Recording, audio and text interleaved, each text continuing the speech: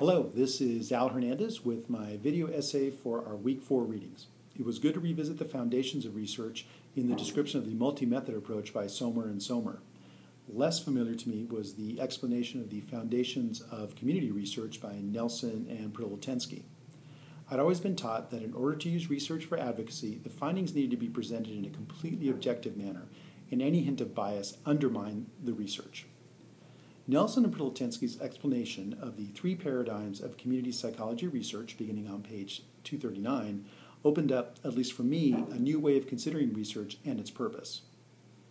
The contrast of the assumptions of the post-positivist, constructivist, and critical approaches was useful in understanding how research can be value-driven and, more importantly, how it can be part of a process to serve the underserved and to promote well-being. The critical paradigm and its goal of human liberation, as Nelson and Protensky begin to describe on page 245, was of particular interest to me. It reminded me of liberation theology, a movement within the Catholic Church in Latin America to address the unjust economic, political, and social conditions in the region.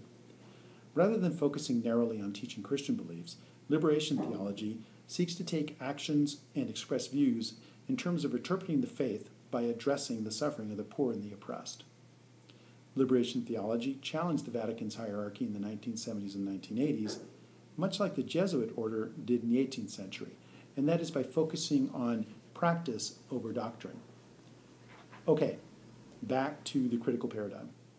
The fact that it begins with the theory that reality is made up of social structures shaped by historical, political, racial, economic, and gender factors is not that progressive. But what is the assumption that social inequities and class conflict are at the center of this reality. Armed with this view, I found the ideas about researchers being in solidarity with participants, research being value-laden, and linking research to action easier to grasp. Where I felt the description of the critical paradigm fell short was in the example provided.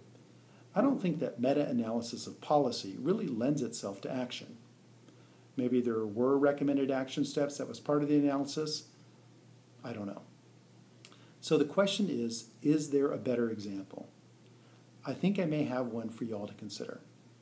It's related to a controversial hydroelectric project in Chile that calls for building 5 megadams on 2 of Patagonia's wildest rivers, the Baker and the Pascua.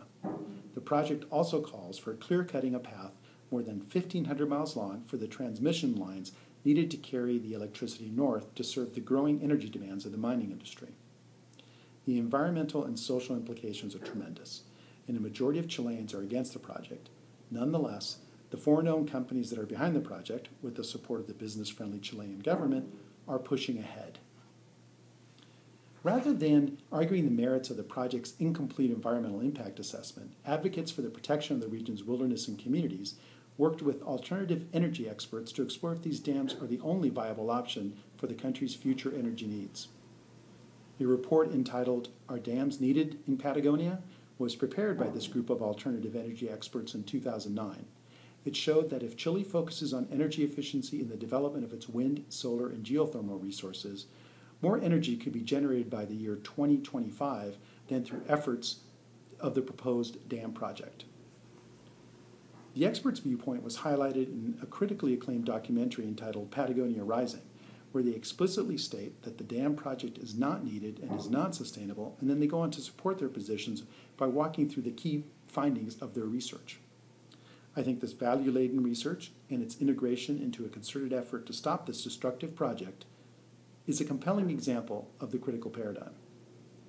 Let me know if you agree. By the way, the battle over this dam project continues, and you can take action. Let me know if you're interested, and I'll be glad to get you the details.